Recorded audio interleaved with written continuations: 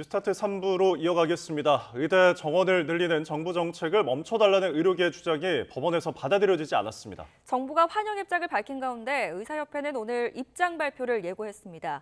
원점 재검토 주장에서 크게 벗어나지 않을 것으로 보입니다. 김주영 기자입니다. 법원이 의대 증원 문제에서 정부의 손을 들어준 뒤 대한의사협회는 곧바로 법률 검토에 돌입했습니다. 판결문을 분석해 대응책을 마련하고 오늘 공식 입장을 밝히겠다는 겁니다. 하지만 의협 관계자는 원점 재검토를 주장했던 기존 입장이 바뀔 것은 없다고 강조했습니다. 사직서까지 내며 정부의 입장 변화를 요구했던 의대 교수들은 대응책 마련에 집중했습니다. 전국의대교수협의회 관계자는 교수도 전공의도 의대생도 돌아오기 어려운 결론이 나왔다며 회의를 통해 대응안을 내놓을 것이라고 설명했습니다. 최창민 전국의대교수 비대위원장도 YTN과의 통화에서 의정 갈등이 계속돼 조만간 대형 병원의 존폐가 우려되는 상황이 올 것이라고 지적했습니다. 전국의대교수 비대위는 이번 주말 의대별로 회의를 연 뒤 다음 주 목요일 전국총회를 열고 뜻을 모으기로 했습니다. 전공의들 역시 병원으로 돌아오지 않겠다는 분위기가 우세한 것으로 전해졌습니다. 이 같은 의료계의 강경 대응은 일단 대법원의 최종 판단이 나올 때까지 유지될 것으로 보입니다. 게다가 법정 다툼의 결과와 별개로 의대 교수들과 전공의, 의대생들이 단체 행동을 이어간다면 의정 갈등의 끝을 가늠하기 어려울 수도 있습니다. YTN 김주영입니다. 22대 국회 전반기 국회의장 후보를 뽑는 더불어민주당 당내 경선에서 5선의 우원식 의원이 6선 추미애 당선인을 제치고 의장 후보로 선출됐습니다. 국회에서 열린 민주당 당선인 총회에서 우 의원은 투표에 참여한 당선인 169명 가운데 과반표를 얻었습니다. 우 의원은 당선 수락 연설에서 국회의장은 단순한 사회자가 아니고 중립은 국민의 삶을 편안하게 만들 때 가치 있는 일이라며 국회를 구성한 민심을 반영해 나가는 국회의장이 돼야 한다고 말했습니다. 국회의장 후보로 추미애 당선인이 유력할 거란 기존 전망과 다른 결과가 나오자 추 당선인을 지지했던 다수 당원들은 거세게 반발했습니다. 경선 과정에 불거졌던 이른바 명심 교통 정리설이 역풍을 불러왔다는 분석도 나옵니다. 이준엽 기자입니다. 어차피 의장은 추미애, 어의추라는 신조어까지 생긴 선거였지만 결과는 의외였습니다. 우원식 의원의 승리가 발표되자 객석에서도 논란 반응이 터져나올 정도로 의원들 사이에선 이변이라는 의견이 많았습니다. 기호 4번 우원식 후보가 재적의원 과반수 이상을 득표하였기에 더불어민주당 추당선인 지지 여론이 압도적이었던 당원들 사이에선 매달 내는 당비를 깎았다는 등 반발이 쏟아졌고 투표에 책임을 묻겠다며 후보 선출 방식을 기명투표로 바꾸자는 청원까지 올라왔습니다. 정청래 최고위원은 당원과 지지자를 향해 당원이 주인인 정당은 아직 멀었다며 사과하고 위로하는 메시지를 내기도 했습니다. 의원들 사이에선 추당선인에게로 무게추가 지나치게 쏠리면서 오히려 우 의원의 막판 호소가 영향력을 발휘했다는 관측이 나옵니다. 특히 추당선인과 조정식 의원의 단일화, 정성호 의원 사퇴 배경에 명심이 작용했다는 교통정리설까지 나오며 역풍이 불었다는 분석도 적지 않습니다. 이재명 대표님과의 연관성을 부각시키는 게 두 분에게 도움이 됐을 것이냐. 왜냐하면 지금 이제 계란을 다 한 바구니에 담아버린 형국이 돼버렸거든요. 다만 경선 결과가 이재명 대표의 리더십에 흠집을 냈다는 시선은 대체적으로 선을 긋습니다. 우 의원 역시 친명계로 꼽히는 데다 선거 기간 내내 탈중립을 강조해온 만큼 이번 표심이 이 대표 체제에 대한 반감과는 거리가 있다는 겁니다.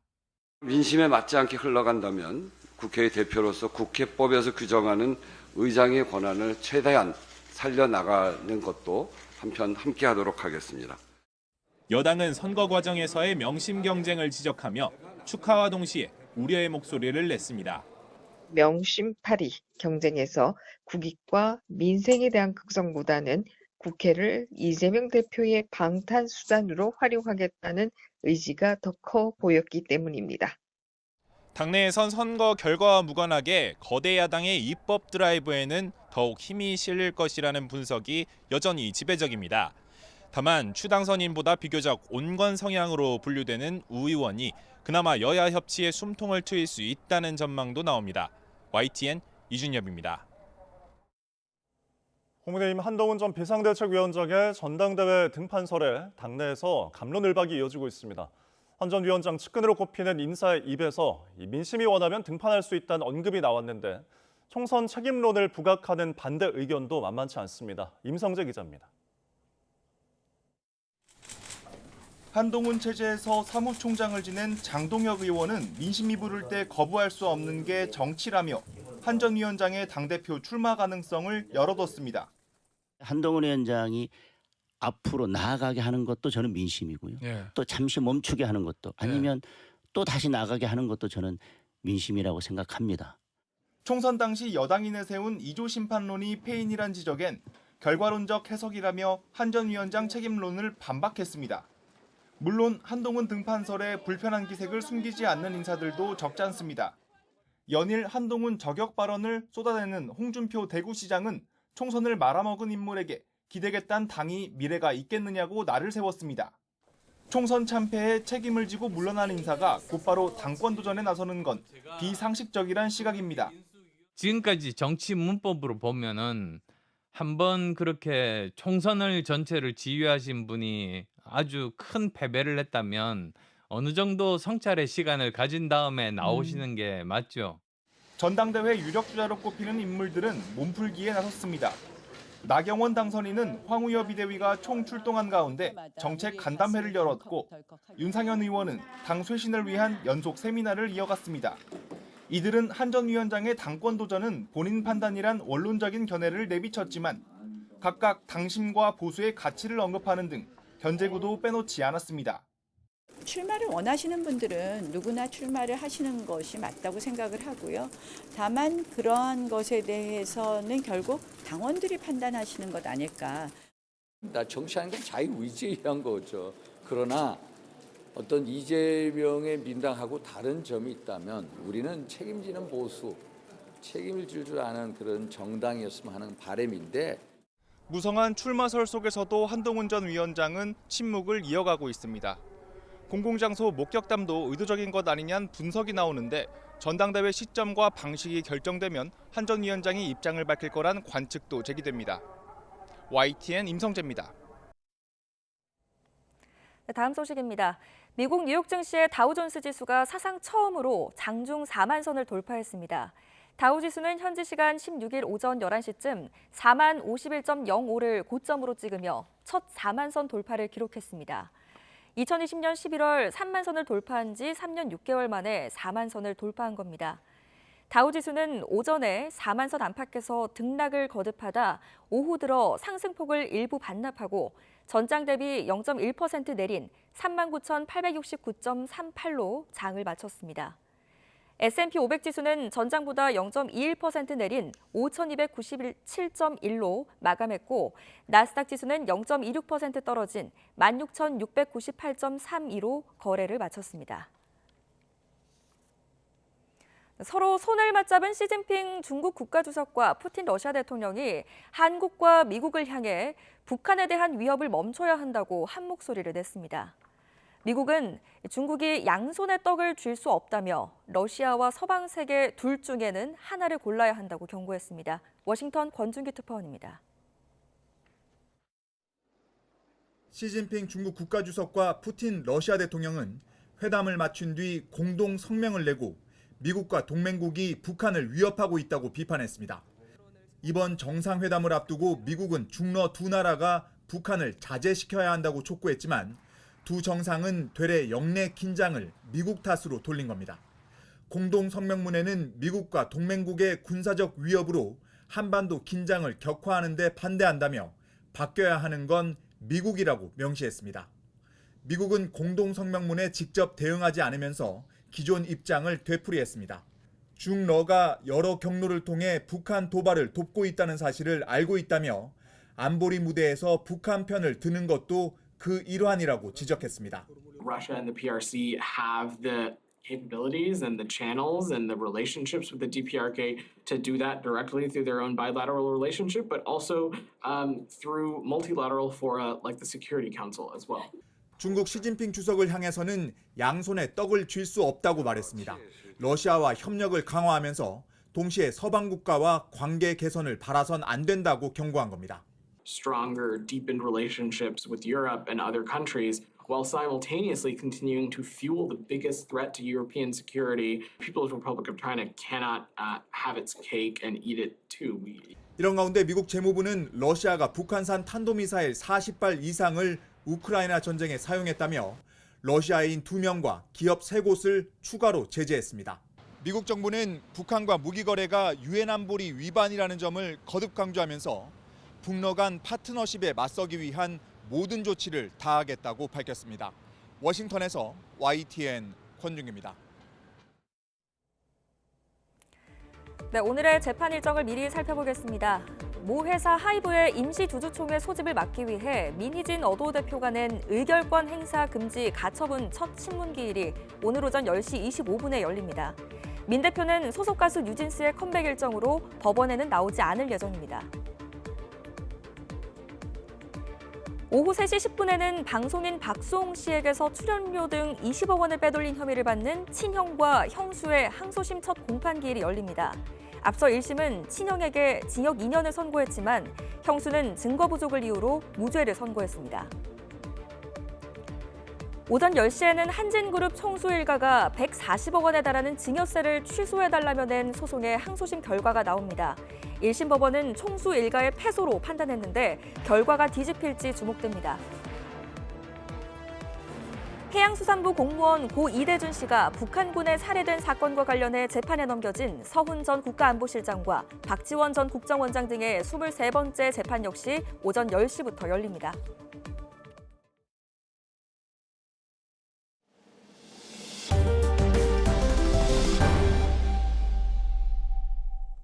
김건희 여사가 거의 5달 만에 공개석상에 나왔습니다. 명품 가방 수수 의혹이 불거진 뒤 공개 일정을 자제해 왔는데 정상외교 무대 모습을 나타냈습니다. 대통령실 브리핑부터 함께 보시죠. 김건희 여사는 오늘 양국 정상 공식 오찬에 양국 4분이 함께 참석해서 오찬 행사를 가졌고 그 직전에는 훈마넷 총리의 여사 배우자와 별도로 친교 환담 시간을 가진 바 있습니다. 자, 지금 보시는 화면 대통령실이 공개한 사진입니다. 회색 재킷에 긴 치마를 입은 김건희 여사, 캄보디아와의 정상외교 일정에 참석을 했는데요. 총리 대회와 함께하는 오찬, 그리고 배우자와 등 별도로 환담 시간도 가졌습니다. 이렇게 김건희 여사가 공식 일정을 소화하고 공개한 건 153일 만인데요. 이 지난해 12월 네덜란드 순방 때가 마지막이었습니다. 자, 대통령실 고위 관계자는 지난달에도 외교 행사가 있었고 김 여사가 역할을 하고 있다는 점을 강조했습니다. 특히 외교 무대에서 배우자 행사는 일관되게 임하고 있다고도 언급했는데요. 이에 따라 김건희 여사가 앞으로 윤석열 대통령의 순방이나 각종 행사에서도 영부인 역할을 이어갈 거란 전망도 나옵니다. 하지만 김 여사를 둘러싼 의혹이 해소되지 않았다는 점은 부담이 될 것으로 보입니다. 자, 검찰의 간부 인사를 두고 정치권 공방이 계속되고 있습니다. 이 김건희 여사를 보호하기 위한 인사라며 야당이 맹공을 퍼붓는 가운데 이 여권에서도 일부 우려의 목소리가 나왔습니다. 직접 들어보시죠. 수사 지휘 라인이 사라진 것 아닙니까? 영부인을 수사하는 일인데 지휘부의 결심이 없이 일선 검사들이 어떻게 수사하겠습니까? 당연히 수사의 차질이 빚어지죠.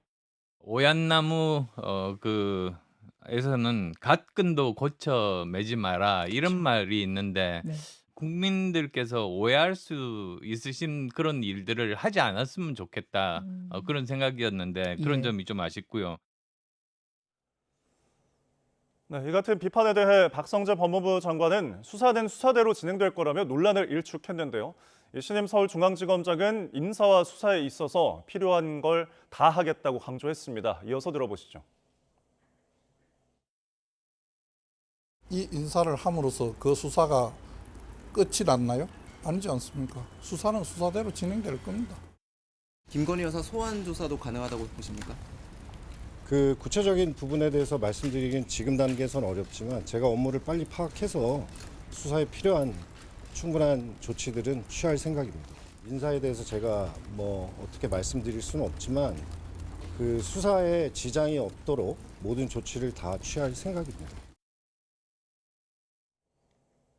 네, 오늘 국회에서는 오동훈 고위공직자 범죄수사처장 후보자의 인사청문회가 열립니다. 이번 청문회에선 공수처가 수사하는 해병대원 순직 사건 수사 외압 의혹과 이에 관한 오 후보자의 입장이 쟁점이 될 것으로 보입니다. 이 밖에 오 후보자가 배우자를 법무법인 운전기사로 채우게 급여를 받게 하거나 딸이 20살 때 어머니 소유의 땅을 4억여 원에 매입하는 등 편법 탈세 의혹을 둘러싼 도덕성 논란이 예상됩니다. 해병대 최상병 중지 사건 조사 결과를 민간 경찰에 이첩하는 과정에서 항명 혐의 등으로 기소된 박정훈 전 해병대 수사단장의 4차 공판이 오늘 국방부 중앙지역군사법원에서 열립니다. 오늘 재판에는 박 전 수사단장이 최상병 중지 사건 수사 기록을 경찰에 이첩하는 과정에서 외압을 느꼈다고 주장한 유재은 국방부 법무관리관이 증인으로 출석할 예정입니다. 유 법무관리관은 그러나 지난해 8월 군 검찰 조사에서 민간 경찰에 예단을 줄 필요 없이 이 혐의자나 혐의를 특정하지 않고 사건 기록 일체를 넘기는 방법도 있음을 설명했다며 외압 의혹을 부인해왔습니다. 러시아 국적의 10대 소년이 면허도 없이 고속도로에서 차를 몰다가 차량 2대를 잇따라 들이받았습니다. 안산에서는 70대 여성 운전자가 차량 3대를 들이받고 상가로 돌진해 5명이 다쳤습니다. 밤사이 사고 소식 김태원 기자가 전해드립니다. 차량 앞부분이 녹아내려 엔진룸이 훤히 드러났습니다. 깨져 사라진 차창 안도 모두 새까맣게 타버려 형체를 알아보기 어렵습니다. 사고가 난 건 오늘 새벽 0시 20분쯤. 러시아 국적의 10대 A군이 면허도 없이 가족 소유 승용차를 몰고 고속도로를 달리다가 화물차 2대를 들이받은 겁니다. 다친 사람은 없었지만 사고 여파로 승용차에서 불이 나 30여 분 만에 꺼졌습니다. A군은 사고 당시 술을 마시지는 않은 것으로 파악된 가운데 경찰은 구체적인 사고 경위를 조사하고 있습니다. 어제 오후 5시 50분쯤 안산시 고잔동에서는 70대 여성이 몰던 SUV가 차량 석 대를 들이받고 상가로 돌진했습니다. 이 사고로 모두 5명이 다쳤는데 A씨는 차량이 급발진했다고 경찰에 진술했습니다. 비슷한 시각 대전 유성구 한국과학기술원 실험실에서 불이 나 1시간 만에 꺼졌습니다. 교직원들과 학생들은 모두 대피해 다친 사람은 없었습니다. YTN 김태원입니다. 뺑소니 의혹을 받는 트로트 가수 김호중 씨에 대해 경찰이 소속사와 자택 등에서 자료 확보를 위한 압수수색에 나섰습니다. 음주 측정을 피하려 한 정황뿐 아니라 차량 블랙박스까지 사라진 상태라 수사에 난항을 겪고 있습니다. 표정우 기자입니다. 경찰 수사관들이 분주히 움직이며 건물을 샅샅이 뒤집니다. 트로트 가수 김호중 씨의 소속사입니다. 1시간 반이 지난 시점에서야 경찰의 압수수색은 끝났습니다. 어디 사무실 위주로 좀 보셨는지, 과장님 어떤 증거물도 갖고 있는지 한 말씀만 부탁드리겠습니다. 경찰은 김 씨가 유흥주점에서 술을 마신 뒤 뺑소니 사고를 냈을 것으로 보고 증거 확보에 주력하고 있습니다.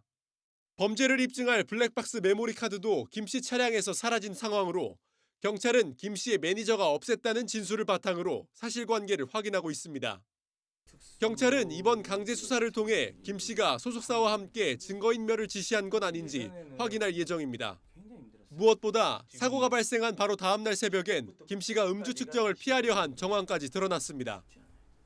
김 씨의 옷을 입은 또 다른 매니저가 경찰서를 찾아 거짓 자수했기 때문인데 당시 경찰은 김 씨가 사고 차량의 소유주인 걸 파악하고 출석을 요구했습니다.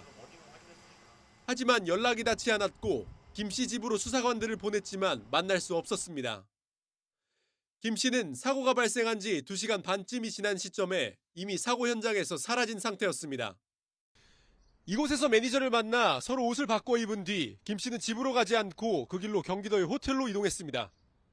김 씨의 소속사는 김 씨가 전혀 술을 마시지 않은 상태였다며 사고 당시 공황 증세가 와 현장을 떠난 거라고 주장하고 있습니다. 김 씨의 접촉사고로 부상을 입은 택시기사는 병원에서 치료를 받고 있고 김 씨는 도주치상 혐의로 입건된 상황입니다. 경찰은 김 씨가 어떤 이유에서 뺑소니한 건지 정확한 경위를 파악할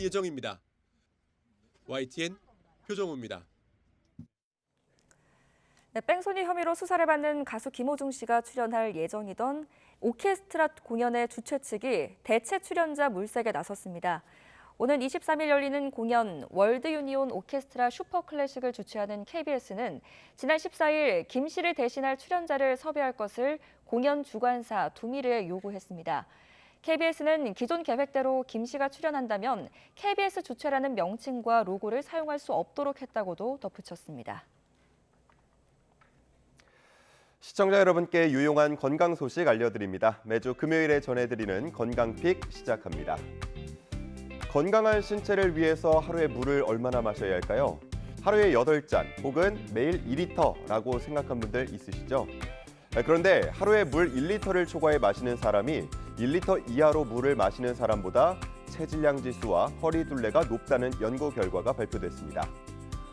동국대 식품영양학과 금나나 교수 연구팀이 한국인 성인 172명을 대상으로 물 섭취량과 물의 온도가 체질량 지수에 미치는 영향을 조사해 봤는데요.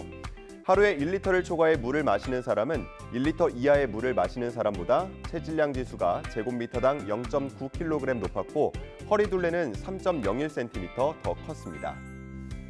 물을 과도하게 마시는 게 오히려 비만 예방에는 좋지 않다는 걸 엿볼 수 있는 대목이죠. 사람마다 체중과 나이 등 신체 조건이 모두 다 다른 만큼 하루 몇 잔을 마셔야 한다는 등 권고를 무리하게 따르기보다는 본인 몸 상태에 따라서 기준을 다르게 적용하는 게 중요하다는 얘기입니다. 다음 소식입니다. 제 뒤로 보이는 빵, 감자, 바나나 모두 탄수화물이 풍부한 식품들인데요. 그런데 중장년층 당뇨병 환자가 탄수화물 섭취 비율을 늘리면 사망률도 증가한다는 연구 결과가 나왔습니다.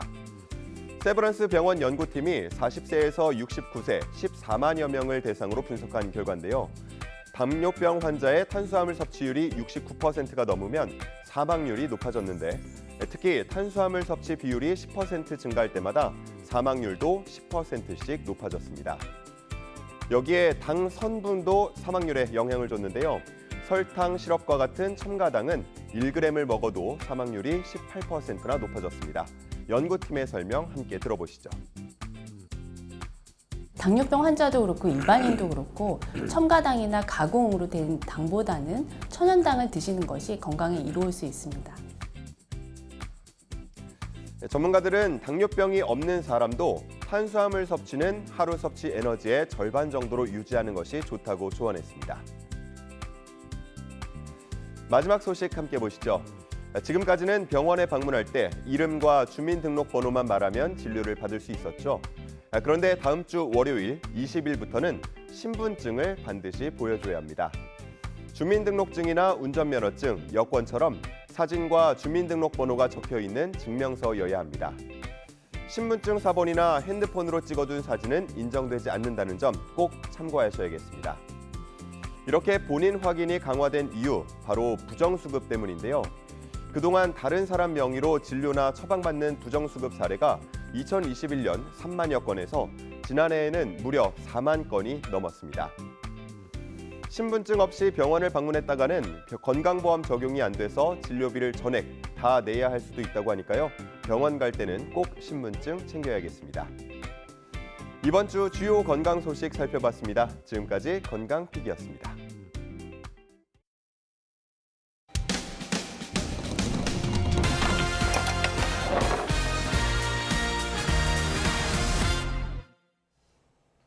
피해자를 먼저 구제하고 나중에 비용을 회수할 수 있도록 한 전세사기 특별법 개정안이 얼마 남지 않은 21대 국회에서 처리될 수 있을지 관심입니다. 그런데 이런 개정안이 통과가 되더라도 보증금 반환이 어려운 사각지대에 놓인 피해자들이 있습니다. 임혜진 기자가 취재했습니다.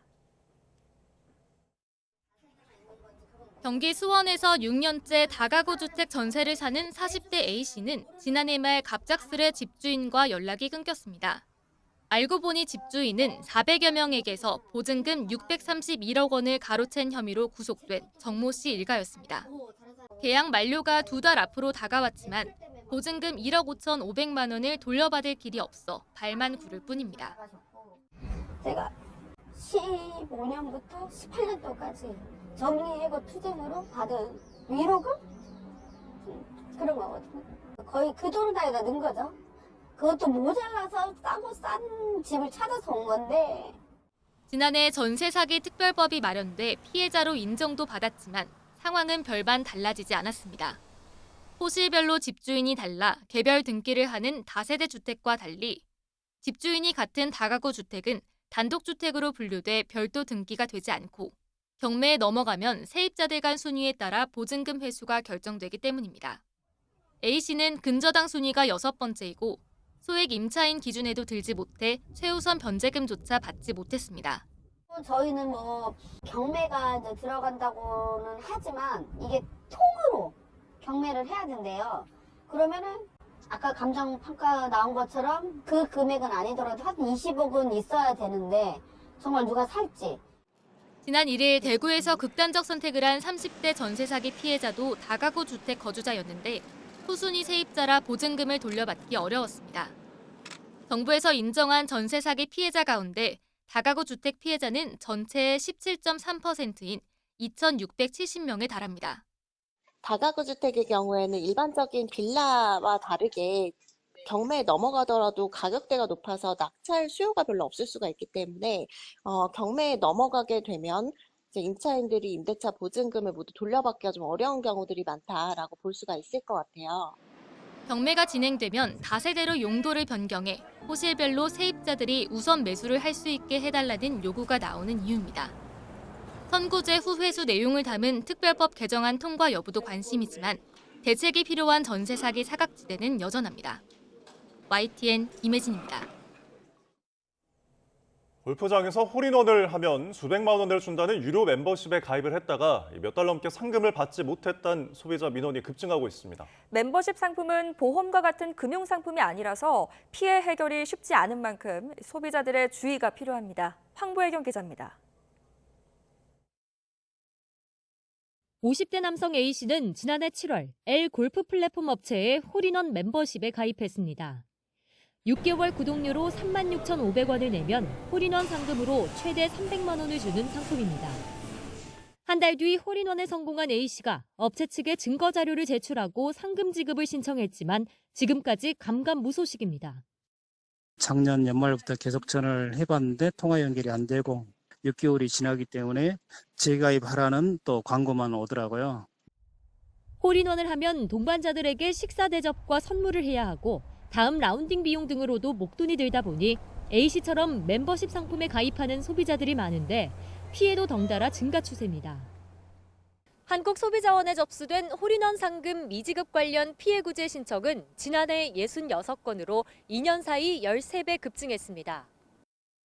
신청 사유를 살펴봤더니 10건 가운데 9건 이상이 상금을 주지 않는 등의 계약 불이행으로 나타났습니다. 구체적으로는 상금 지급을 요청했더니 업체와 연락이 끊겼다거나 심사 등을 이유로 지급을 미루고 있다는 내용이 주를 이뤘습니다. 특히 최근 3년 동안 접수된 소비자 민원 가운데 절반 이상이 L 업체 관련으로 확인됐습니다. 문제는 멤버십 상품은 보험과 같은 금융상품이 아니다 보니 금융당국의 관리 밖에 있다는 점입니다. 홀인원 멤버십 상품은 일반 서비스 상품이기 때문에 상금 미지급 등과 같은 소비자 피해가 발생해도 이를 관리 감독할 수 있는 곳이 없어 소비자 보호 사각지대에 있다고 할 수 있습니다. 피해를 예방하기 위해선 값싼 구독료나 횟수 무제한 상금 지급 등 광고에 현혹되지 말고 약관 내용을 꼼꼼히 확인하는 것이 중요합니다. L 업체 측은 멤버십 가입자 8만여 명 가운데 20%가 홀인원 상금 지급을 신청하면서 자금이 소진돼 지난해 말부터 서비스가 중단된 상태라면서 심사를 거쳐 순차적으로 상금을 지급할 예정이라고 밝혔습니다. YTN 황보혜경입니다.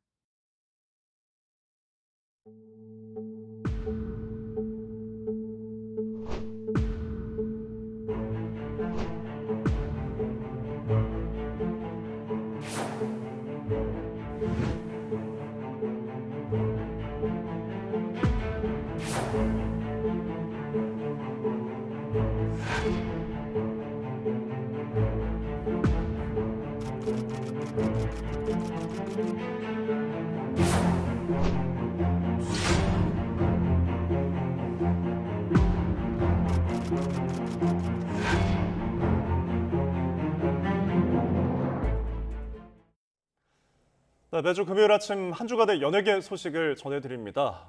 이번 주에는 트로트 가수 김호중 씨의 뺑소니 사건이 있었죠? 네, 맞습니다. 또 오늘은 하이브와 민희진 대표 간의 갈등에 분수령이 될 법적 절차도 예정되어 있습니다. YTN 스타 오지원 기자와 함께 알아보겠습니다. 어서 오십시오. 네, 어서 오십시오. 자, 먼저 트로트 가수 김호중 씨 사건부터 알아보겠습니다. 일단 사실은 교통사고를 내고 현장을 떠났다가 경찰에 입건이 된 건데 관련해서 좀 여러 논란이 있더라고요. 관련 내용들 정리해 주실까요? 네, 사고가 일어난 시각은 지난주 목요일, 그러니까 9일 밤 11시 40분쯤입니다. 예. 김호중 씨가 운전하는 차량이 서울 신사동에서 마주오던 택시와 접촉사고를 낸 뒤 달아났다는 건데요. 첫 번째 논란은 누가 운전했는가입니다. 사고 직후 매니저 A씨가 경찰서를 방문해 자신이 운전자라고 거짓 자수를 했습니다. 네. 그런데 다음 날 경찰에 출석한 김호중 씨는 자신이 운전을 했다고 진술을 번복했습니다. 운전자 바꿔치기가 의심되는 상황이고요. 두 번째 논란은 소속사가 조직적으로 사건을 은폐하려 했다는 의혹입니다. 예. 소속사는 매니저 A씨가 운전자인 척하기 위해 김호중과 옷을 바꿔 입었고 또 다른 매니저가 당시 상황이 담긴 차량 블랙박스 메모리를 제거했다고 인정했습니다. 이에 경찰은 매니저 등에 대해 범인도피죄 적용 여부를 검토 중입니다. 마지막으로 김호중 씨가 이런 일련의 과정에 참여했는지 여부를 두고도 논란입니다. 소속사는 김호중 씨가 의도한 게 아니라는 취지로 해명하고 있지만 사고 발생 직후 김호중 씨의 차량 근처로 소속사 직원들이 모였던 만큼 김호중 씨가 얼마나 관여했는지도 경찰이 들여다보고 있습니다. 예. 특히 어제 경찰은 혐의 입증의 결정적 단서가 될 블랙박스 메모리 카드를 찾기 위해 김호중 씨의 자택과 소속사 사무실 등에 대해 압수수색을 진행했습니다. 예. 네, 시간이 지날수록 쉽게 이해가 가지 않는 의혹들이 계속해서 나오는 것 같습니다. 그런데 이 사고 당시의 영상을 보면 이 김호중 씨가 음주운전했다라는 가능성도 제기가 되고 있다고요? 네, 먼저 YTN이 단독 보도했던 사고 당시 CCTV 화면 먼저 보시죠. 예, 화면 보시겠습니다. 네. 김호중 씨가 운전하는 차량이 갑자기 반대편 차선을 넘어가더니 택시와 부딪힙니다. 네. 정상적인 상황이라고 볼 수는 없어서 음주운전이 아니냐는 의혹이 제기된 건데요. 김호중 씨는 다음 날 오후 사건 17시간 만에 경찰에 출석해 음주 측정을 했습니다. 예. 당연히 음성으로 나왔는데 경찰은 음주운전 가능성을 함께 조사 중입니다. 우선 김호중 씨가 사고 직전 유흥업소에 들렀던 사실이 뒤늦게 밝혀졌는데요. 소속사는 인사차 들렀을 뿐 술을 마시지는 않았다고 해명했습니다. 예. 자, 지금 뭐 음주 사실에 대해서는 아직 확인이 되지 않았지만 어쨌든 사고를 내고 도주를 한 상황이잖아요. 그러면 굉장히 심각한 상황인데 김호중 씨가 지금 이 상황에서 자숙을 하는 대신에 예정된 공연을 강행하겠다고 하더라고요. 또 다른 논란을 낳고 있는데요. 네. 김호중 씨는 내일과 모레 열리는 트바로티 클래식 아레나 투어 창원 공연의 모습을 드러낼 예정입니다. 예. 논란 이후 처음으로 공식석상에 서는 겁니다. 다음 주 23일과 24일에는 서울 올림픽공원 K스포돔에서 월드 유니온 오케스트라 슈퍼클래식 김호중 앤 프리마돈나 공연이 열리고 한 주 뒤인 다음 달 1일과 2일에는 트바로티 클래식 아레나 투어의 김천 공연이 예정돼 있습니다. 김호중 씨는 이 모든 스케줄을 그대로 소화할 계획입니다. 네. 이 가운데 김호중 씨를 지지하는 일부 팬들은 이럴 때일수록 공연 티켓을 사주자고 목소리를 높이고 있어서 비판 여론도 함께 일고 있습니다. 네, 사실관계가 빨리 밝혀져야겠네요. 다음 얘기 한번 나눠보겠습니다. 하이브와 민희진 대표 간의 어도어 대표 간의 갈등 이야기 나눠보겠습니다. 오늘 양측이 법정에서 다투게 되는데 이번 사태의 분수령이 될 만한 또 그런 사안이라고요? 네, 민 대표가 하이브를 상대로 낸 의결권 행사금지 가처분 신청의 신문이 오늘 오전 10시 25분 서울중앙지방법원에서 열립니다. 네. 어도어의 지분 80%를 보유하고 있는 하이브가 오는 31일 열릴 예정인 어도어의 임시주주총회에서 의결권을 행사할 수 없도록 해달라고 한 건데요. 예. 하이브의 법률 대리를 맡은 김앤장 법률사무소와 민 대표 측을 대변하는 법무법인 세종이 법정에서 PT로 맞붙을 예정입니다. 실제 민 대표의 해임 여부는 임시주주총회에서 결정되는데요. 그러나 이 가처분 신청 인용 여부가 민 대표 해임 여부를 결정할 열쇠이기 때문에 이번 가처분 신문이 분쟁의 승패를 크게 가를 첫 번째 분수령이 될 것으로 보입니다. 네, 그렇다면 법원의 결정이 어떻게 나오는가가 이제 중요할 것 같은데 인용이 되거나 혹은 기각이 되거나 여러 시나리오에 따라서 양측의 행보가 다를 것 같아요. 네, 신문 결과는 이달 중 나올 것으로 보이는데요. 민 대표의 뜻대로 가처분 신청이 인용되면 하이브는 31일 임시주주총회에서 의결권을 행사할 수 없어서 민 대표를 해임하는 것이 사실상 불가능합니다. 예. 이 경우 하이브는 가처분에 대한 이의 신청을 할 수 있고요. 임시주주총회가 아닌 다른 방식으로 민 대표를 해임하기 위한 절차를 밟을 것으로 보이는데요. 네. 이미 하이브가 지난달 민 대표를 업무상 배임 혐의로 고발했기 때문에 민 대표의 유죄가 확정되면 해임이 가능해집니다. 그러나 재판 결과가 확정될 때까지 오랜 시간이 걸릴 것으로 보여서 이 경우 사태의 장기화를 피할 수는 없습니다. 법원이 하이브의 손을 들어준다면 민 대표 측 역시 이의 신청이 가능하지만 이번 임시주주총회에서 해임을 방어할 수는 없을 것으로 보입니다. 예. 그러나 뉴진스 멤버 중 한 명의 모친이 언론과의 인터뷰에서 민 대표를 지지하고 나선 만큼 뉴진스가 향후 하이브를 상대로 전속계약 효력정지 가처분 신청을 내고 민 대표와 행보를 같이 할 가능성도 배제할 수는 없습니다. 네, 오늘 법적 다툼이 분수령이 될 것이라고 하니까요. 좀 지켜보면 좋을 것 같습니다. 자, 그런가 하면 오늘 연예계에서는 또 경사가 있었잖아요. 파묘에 이어서 올해 두 번째 천만 영화가 탄생했죠? 네, 범죄도시 4가 개봉 22일 만인 지난 15일 천만 관객을 돌파했습니다. 이로써 범죄도시 시리즈가 세 작품 연속 천만 관객을 넘으면서 한국 영화 사상 최초로 트리플 천만 기록을 세우게 됐습니다. 이 시리즈의 기획자이자 주인공을 연기한 배우 마동석 씨는 범죄도시 8편까지 제작할 예정이라고 밝혔는데요. 예. 내년에는 새 시즌을 만나보기는 어려울 전망입니다. 범죄도시 5는 현재 2026년 개봉을 목표로 시나리오 작업 중인 것으로 알려졌습니다. 네, 다음 속편은 또 기대감을 가지고 기다려보도록 하겠습니다. 자, 다음은 가짜 뉴스로 요즘 사회 곳곳에서 골머리를 앓고 있는데 이 허위 영상으로 연예인들을 좀 고통스럽게 했던 유튜브 채널 운영자가 재판에 넘겨졌다고요? 네, 그룹 아이브의 장원영 씨에 대한 악의적인 영상을 만들어 올린 유튜브 채널 탈덕수용소 운영자 35세 박모 씨가 지난 14일 명예훼손, 모욕 등의 혐의로 불구속 기소됐습니다. 네. 박 씨는 이 유튜브 채널에 영상을 게재해 2억 원을 넘게 번 것으로 알려졌는데요. 그간 미국에 본사를 둔 유튜브 채널의 협조를 받아내기가 어려워서 신원을 특정할 수 없었습니다. 그러나 장원영 씨와 소속사가 미국 법원으로부터 박 씨의 신원 공개 명령을 받아내면서 본격적으로 민형사상 소송에 돌입했습니다. 예. 이미 지난 1월 법원은 박 씨가 장원영 씨에게 1억 원의 손해배상을 해야 한다고 명령했고 2심에서 조정을 시도했으나 합의에 이르지는 못했습니다. 네. 이를 계기로 여러 스타들을 공격해온 악성 유튜버를 처벌할 수 있는 길이 열린 셈이어서 연예계에서는 고무적으로 바라보고 있습니다. 네, 알겠습니다. 연예계 이슈 살펴봤습니다. 지금까지 YTN 스타 오지원 기자와 함께했습니다. 잘 들었습니다. 고맙습니다.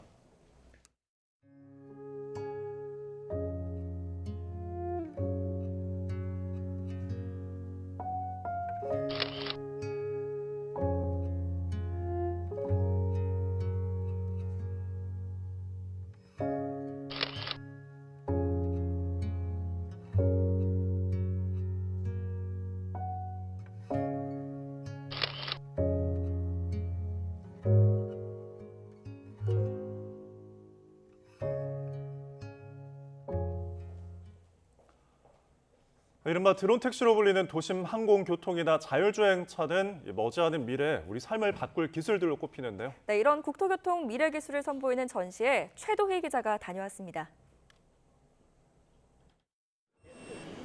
마치 살아있는 개처럼 다리를 구부렸다 펴고 움직일 땐 네 발로 균형을 맞추며 걸어가는 사족보행 로봇개입니다.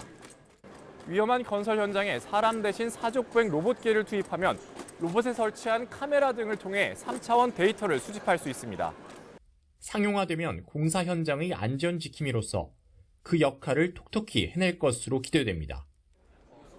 복잡한 교통 문제를 해결할 미래의 교통수단으로 주목받고 있는 드론 택시. 하늘길을 오가는 운송수단인 만큼 안전한 운영체계는 필수입니다.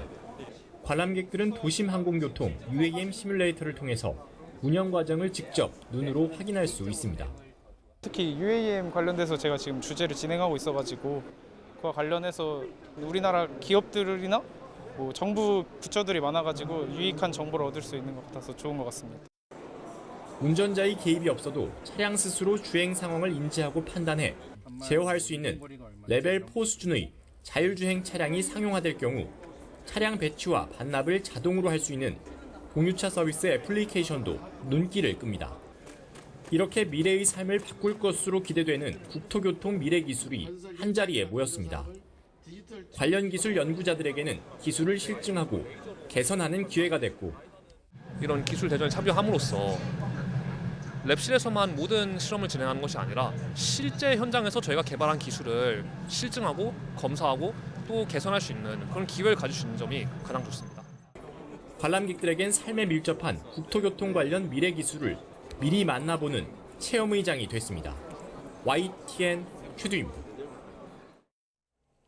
한국과 중국 치안당국이 마약과 전화 사기 범죄에 대해 공동 대응을 강화하기로 했습니다. 경찰청은 어제 윤희근 경찰청장이 중국 베이징 공안부 본부에서 가진 왕샤오홍 중국 공안부장과의 회담에서 이 같은 내용을 논의했다고 밝혔습니다.